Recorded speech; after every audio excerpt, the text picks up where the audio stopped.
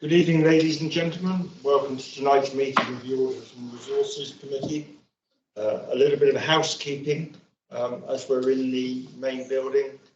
We're not expecting a fire alarm, but obviously if one sounds, please leave the building through the fire exits and meet the fire assembly point. Officers will direct any evacuation necessary. Just a reminder that this meeting will be video recorded and will be uploaded to the Council's website. If any members of the public prefer not to be recorded, well, we haven't got any members of the public here, so that's okay. If you are planning on filming or recording the meeting, then please let us know so that we can ensure that you are not filming members of the public that do not wish to be filmed. The Chair reserves the right to ask any filming considered intrusive to be stopped. Item 1, apologies. I think we've got a couple of apologies. We have apologies from Councillor Manning and Councillor Tidridge.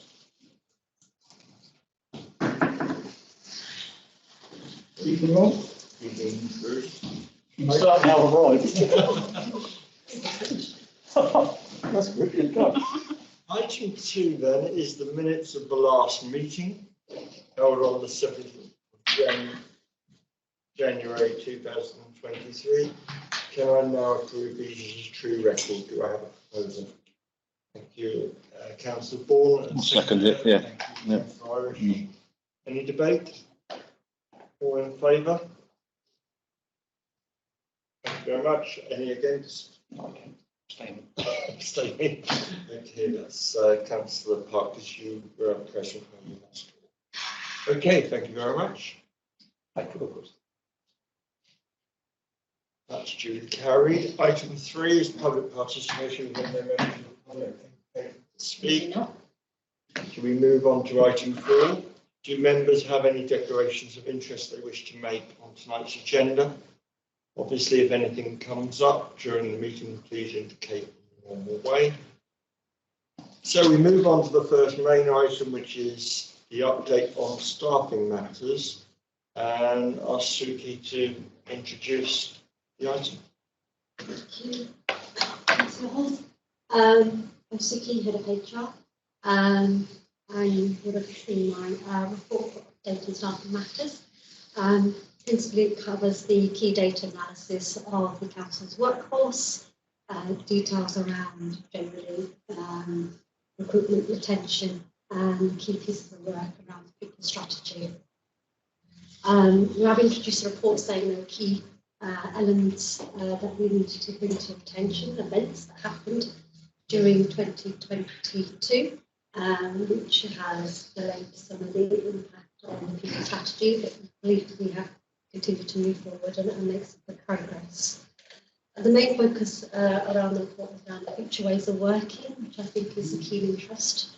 And you'll see from the report, a decision has been made on how we're going to move forward.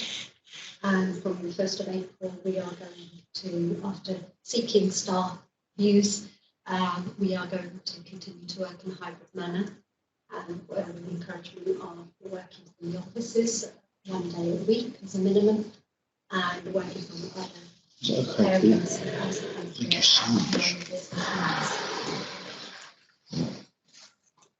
So that's just a brief overview of the report. Does anybody have any questions? I just want Councillor Attrill. very quickly, I noticed on that report that you mentioned that 49% of people who were off sick were on long-term sick, but it didn't mention how that fared in relationship to other organisations, because that does seem quite high. It's a fair point. It didn't. So I'll take that note. Not something I can answer today, but I certainly will take that away and come back to that. Okay. And Councillor Tennent. Yeah, I was going to ask the same question, so I have an interest in that as well. I wonder if you could expand on paragraph 71. It talks about a substantial pay agreement that had not been anticipated, and as a result, the council is not paying their local pay award. I wonder if you could expand upon that, please. Yes, so we had budget. Did you want to add in? But I'll just we budgeted a percentage that pays towards the local pay award. The local pay award is based on performance. It's performance related pay. It's basically a pot of money which is then divvied out to individuals who exceed expectations within the organisation. They go through a performance appraisal, part of the people performance framework, and the NJC pay award that was agreed was actually higher than we had budgeted. Hence the reason why decision was taken to give a local pay award. So there's anything on this? You probably covered it all. So would that be back to normal next year? So we are at the stage, we won't be paying the pay award this year. We are looking to, we do have a people performance framework, obviously due to a number of factors such as COVID, the pandemic, working in a hybrid manner. We recognise that we need to revitalise and make some changes to our people performance framework, and therefore we are reviewing that with the Chief Executive currently and looking at the pay offer that is coming through the NJC employers offer, which is actually again substantially higher than anticipated. So and therefore we have already announced when we announced the budget that we won't be paying the local pay award for that reason. We want to honour and need to honour the NJC offer. However, we are working as part of the people strategy. We are working very closely with the Chief Executive in terms of pay and progression, and looking at a kind of a 2-3 year plan of how we're going to progress with pay and make sure it's meaningful, and also make sure that we are assessing everyone's performance and paying effectively. We also do another exercise which is actually benchmarking salaries, because as you're aware, we're not alone in recruitment retention issues, and therefore we are looking at innovative ways of how we attract but also retain staff, and therefore there will be, hopefully next year you'll see as part of this report these strategies that we'll be putting in place once we've done our benchmarking analysis. You just answered my second question that I hadn't even asked, but you anticipated well, because reading through the report, it's clear what we're seeing nationally, that local authorities aren't being funded sufficiently to be able to run their businesses, and I think 12 councils at the moment have either put in a section 114 or likely to. So I can see the problems, and just interested on how we're going to try to deal with them. Yeah, I mean, having the hybrid working model is actually beneficial in many ways. It's providing that flexibility, and therefore it helps with traction. So we have that, so we can recruit from where we've got lower skills particularly within the borough. We can then look further afield and attract more people with that skill set. So that's actually beneficial. Equally, as you've probably read in the report, we are looking at other ways of bringing in income and therefore renting out space. We don't need it particularly. Yeah, because I don't think it's not just the money, is it? I mean, if people are ultra happy here, they might, depending on their circumstances, they might decide that they're not going to look elsewhere, that they would stay here because they wouldn't be able to get that level of well-being, contentment, whatever you want to call it, somewhere else. Yeah. So we are looking at other factors as well. We'll see that in the report. Thanks, Thank you, Chair. Okay, thank you for that. Any other questions? Got a couple of observations. For those of us that have been involved in this for some time, one of the big topics of discussion in the past has been home working and now hybrid work. And it's good to see that actually the majority of the staff, it was 87%, actually in favour of hybrid working, because it seems that this is the modern way. And it seems to be working. If COVID's done anything, it's made us think in different ways on how to run our business. And it's good that the staff are expected to come into the offices at least once a week. You know, that's important. But nevertheless, it's good to see that the staff find it a real benefit, and I think it's a win-win all right, because it makes staff happier and more comfortable that they can work from home on some occasions, then that's great. So that's good. That's really positive, I think. I noted that there's not really any change from last year, which suggests that we're following the national trends, slightly below it, but generally national trends. So that's something that we've really got to continue to monitor and watch very closely. And I'm sure you will do, because turnover is a problem throughout industry across the country. I know in engineering, we can't keep staff. We see one come in, one goes out, 3 come in, 3 go out, and people don't stick around for very long. We don't know why, they just don't. It's difficult, but clearly, and also when salaries and available funds make it difficult to offer sort of large contracts to entice people to come and work for you, whatever business you're in. It's very difficult. So, you know, it's not just local government that's suffering, it's across the board. And again, it's something that we need to monitor.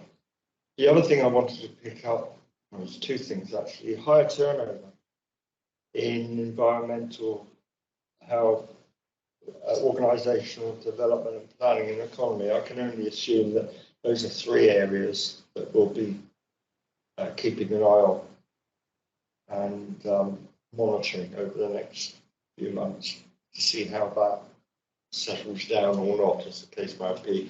What the reasons might be for it, it's not really covered in the report, what the reasoning is for that. But clearly, they stand out in the graph at 20. And the other thing I noticed was the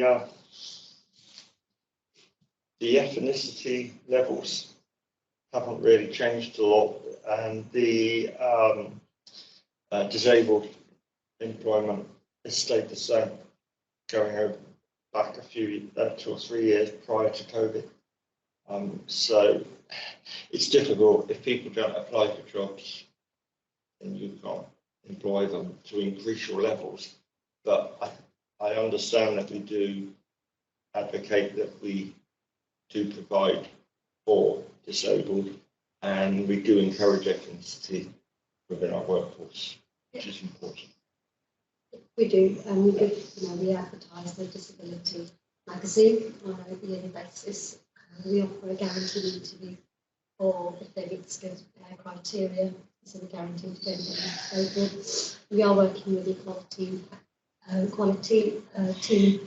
and diversity team, and looking at kind of innovative ways of how we go and reach out to the ethnic minority backgrounds and get efforts out in different ways.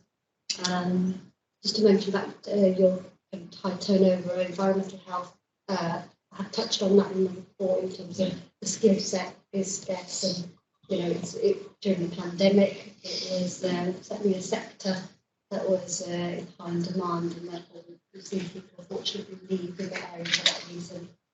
I think one of the key strategies that we have implemented in 2022, which will hopefully come to fruition, is the professional qualifications policy, and that is about growing our own, developing and using the apprenticeship levy more, and making sure that we're retaining staff, but also growing our own and filling those gaps.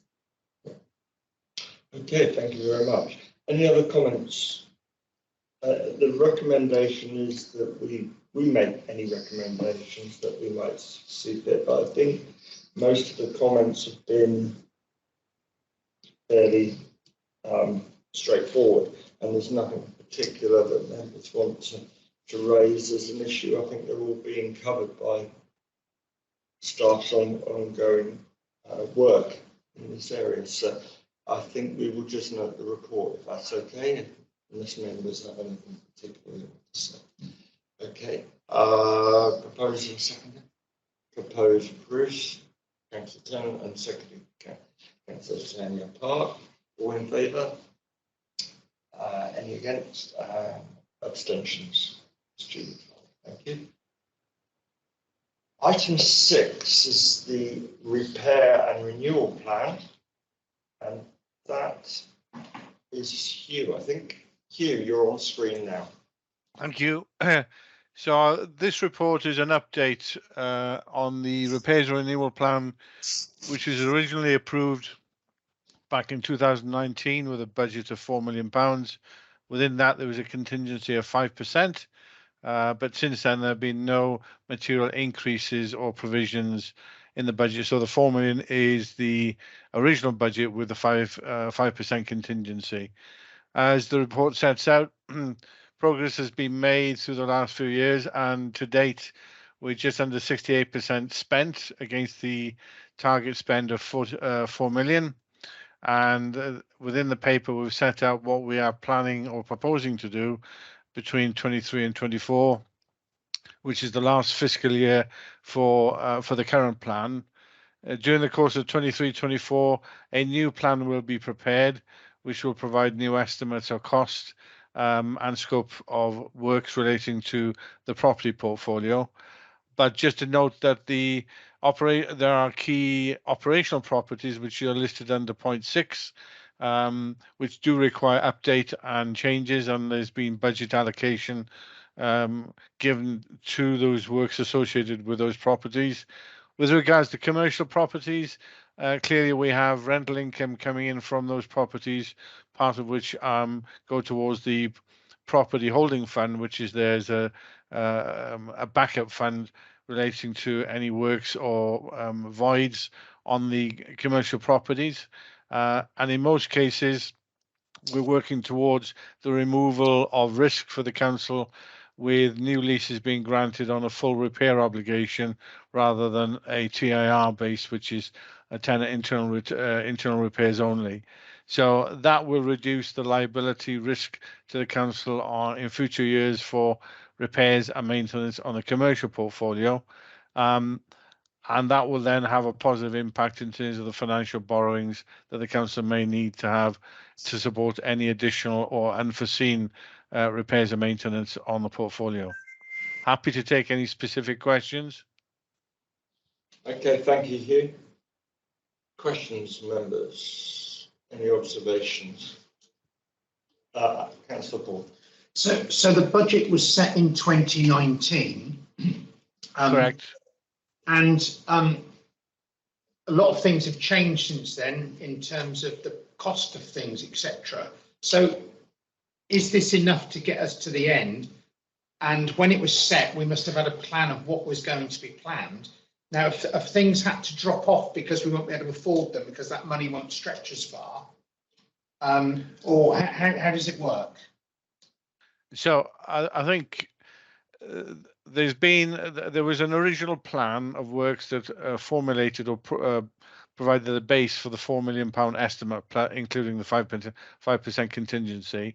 As you can appreciate, things change over a period of three to 4 years.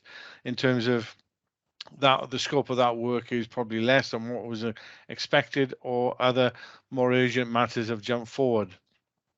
As it stands, there has been a delay in the works planned, given the impact of COVID principally, and that in itself has led to lack of contractors being available, access and the like. And then the added challenge we've got with the Ukraine war, and even prior to that, the tender prices for building materials particularly rocketing. So typically the tender prices for building materials are running at a different rate than the national inflation rate that everybody sees on the news.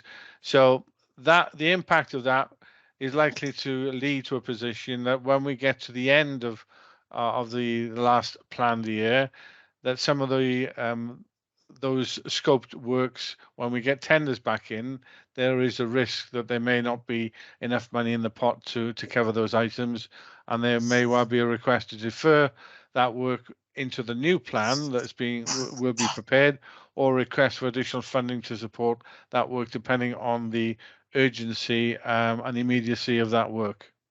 I understand. Is there anything in your crystal ball that you see is going to be urgent and not be able to be funded, or there's nothing urgent and actually? I think if you look at the schedule again on Appendix 1, lists out what we think is likely to be spent. There's nothing urgent in the context that you haven't got buildings falling down, etc.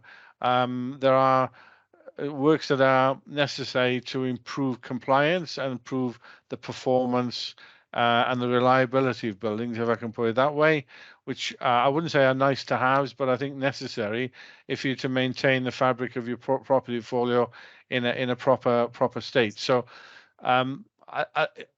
it's difficult to give a definitive answer to say, is that definitely going to happen or not? I think a lot will change over the next 12 months in terms of pricing, tender pricing, labour availability, and particularly raw materials. That seems to have eased somewhat from what it was a couple of months ago. If you think of at the onset of the Ukraine war, we saw timber prices jumping by something close to 40%, and then raw materials coming into this country, to making concrete, brick production, all those costs rocketed. But there seems to be a stabilization of those costs currently, but they're not back down to where they were 12 months ago. They're still higher, and we're not, given what's happening in the Ukraine, there is a level of uncertainty still about where that could lead us. Thank you. Thank you. I think the first thing that surprised me that over 1,000 assets. Yes, well, that covers everything from, to put in perspective, of that you're looking at 300 to 350 odd commercial properties. Alongside that, you've got 340 odd what I call community related assets, and then you've got the operational buildings, which includes waste treatment, open spaces, etc. This asset base does not include highways assets, which includes benches and highway related activities, nor does it pick up currently, but it will do at some future point, all the housing development that's being undertaken. But relatively speaking, 1,000 sounds a lot, but in the scheme compared to other local authorities, it's quite a modest amount. That's not to say that it's not important. It is, and there are commercial pressures on the council. But the encouraging element is that the commercial property element of the portfolio generates close to £16 million worth of income per year. So it's a good earner, good generator of cash income for the council as it stands, and the challenge is maintaining, improving that as we move forward. Okay, Hugh, thanks for that. And I would assume, I know we should never assume anything, but I'm assuming that the repairs and renewals 5-year plan will come to this committee as it did last time. Yeah, that's 19 when you produced correct. it. Yeah. Correct. I mean, Sarah might want to comment on that, but I'm assuming that will be the case, and that will be prepared, as I say, during the course of 23-24. Yeah. So that will go on to our work programme. Yes. All right. Yeah. Any other questions? Yes, Councillor Hadaway. On dilapidations, really, I know from the report that 25% of the commercial properties, the tenants are responsible for the full repair and reinstatement costs. And I think you mentioned just earlier that you're hoping to increase that. Obviously, we need to ensure that the resources are in place to be proactive on the inspections to make sure that maintenance is up to date. And secondly, with the current 25%, are there any tenants where we do have concerns at the moment, where maintenance is not up to date? Okay, so if I deal with the first part, which is around resources, there is a pressure point on the property management team, which includes asset management, facilities management, and the building surveyors, who are partly responsible for undertaking inspections of the properties to make sure, in the first instance, that tenants are complying with their lease obligations and maintaining the property as is. And part of that regime does mean that in the event that the tenant is not, they are notified that either they have to rectify any issues, or that the council elects to send in contractors or someone to rectify those problems, and then charge the tenant accordingly. So I think that there is a risk relating to resources. There are a number of vacancies within the property management team, which makes it more difficult to cover the ground. But part of that mitigation is to have a rolling programme across the property portfolio, which would reflect or be aligned with when the rent reviews typically would be undertaken on those properties. So from my experience and elsewhere, if you've got a 3-year rent review, then typically you'd have inspections that would align with that rent review, so you can pick up the issue of non-performance or dilapidations at the point of rent review. The second part, at the moment, there are no, apart from the void properties that the council is aware of, we don't have any immediate concerns relating to other tenants in terms of dilapidations, but that's always a risk. And in the current market and the current environment, particularly with high energy bills, etc., certain categories of tenants are more at risk of ceasing to trade than others, where they're high users of energy. So we are seeking to monitor progress or performance of those particular tenants, more though than those running sort of what I call commercial office type operations. Are there any further questions, any observations, any recommendations? In that case, I'll ask for a proposer and seconder that we note the report. Propose Councillor Bourne, forgot your name, sorry, and seconded Cllr Irish. All those in favour? Any against? Any abstentions? That's duly carried. Okay, item 7 is the Internal Audit Charter 2020-23. Lisa, Good evening, councillors. This report is the Internal Audit Charter. The public sector internal audit standards require us to present a charter annually. The charter establishes internal audit's position within the organisation, including my functional reporting relationship with this committee. If anyone has any questions on it, you're happy to answer. The income statement saying this is fairly straightforward. I'm not expecting a lot of questions on this. It's even more straightforward this year now. We're qualified. We haven't got those. Yes, we haven't got that question. No. Okay. Are there any questions or observations on this report? It's, as I said, it's very straightforward. Proposer and seconder that I'm just checking, yes, that we need to approve this. Proposed Cllr Irish and seconded Councillor Bourne. All in favour that we approve the report? And any against?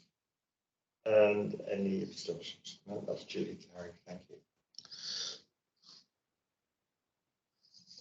Moving on to item 8, which is the Internal Audit Strategic Plan 2023-24, and that is Lisa again. Yes. Back in January, this committee approved the amended internal audit plan for the current financial year. This is the new strategic audit plan for the new financial year starting 1st of April. Councillor Beer, when I brought the amended plan, you actually mentioned about health and wellbeing. Yes. I just wanted to point out that there are 3 audits within that area, 2 of which we're hoping to do in the first quarter, because there wasn't really much time to actually fit them in at the end until the end of March. So yes, that's specifically in there for the first quarter, hopefully, barring any further pandemics and so on. We can all hope that that's. Yes. So if anyone has any questions on the new strategic audit plan, I'll be happy to answer. Okay, any questions? No? Happy with? No, absolutely, it's amazing to hear. Response to- Yeah, yeah, perfect. Good. Excellent. Okay. There's no questions on that. We have to approve this item, so can I have a proposer and a seconder? Proposed Cllr Beer, seconded Cllr Park. All in favour? That's actually unanimous, but I will ask for abstentions and objections just to confirm. Yeah. That's unanimous, thank you. Moving on to item 9, which is the Cabinet Forward Plan. In front of you. Is there any items that you feel that we could be looking at but we aren't currently covering?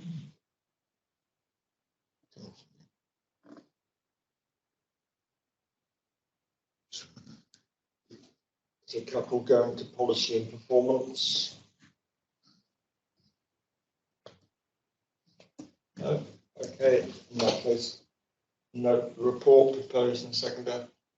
Proposed Councillor Bourne, seconded Councillor Beer, all in favour? Against, abstentions, and that's duly carried, thank you. And item 10 is the work programme. We've only got this month. Oh, is there another page? Oh, It's a trick. I wondered what happened to that. so if you're on the board, isn't it? So we've got one page of nothing before we get to the Mhm. next. Election. Yeah, that's the election, okay. I didn't spot that when I was looking through. Okay, are there any additional items currently not on the plan? I think it's worth saying that due to the nature of the plan and after elections, we talked about councillor training because some of the heavy liftings coming up in Yes, statement of accounts and then the following. when we get the new committee. Yeah. We talked about this. Yes, there's a very short window between the election and the approval of the statement of accounts. So whoever is elected to audit resources in that time after council, we'll put on some training sessions from finance so that people don't come to it cold, because I would think to walk into that meeting with EY and us talking about accounts, not only is it fairly dry, but if you're new to it, that's going to be quite hard going, I would think. So we'll put on training, and obviously finance is there. If you have questions in the interim, then please ask. Far better that people are better prepared. Don't let it put you off. It's a good committee to be on, even if we are talking about finance. Okay.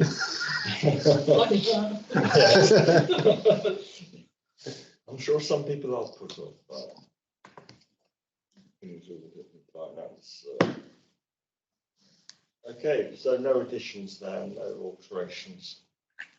So I think we're coming to the end. So I would just like to take this opportunity to thank everybody for coming. I think it's nice actually to be in the same room as opposed to on the screen. And I do see that the next meeting on the 5th of June, for those of us that are back, is due to be in the offices. So look forward to seeing all of you, not most of you, at that point. If you're standing in the elections, good luck.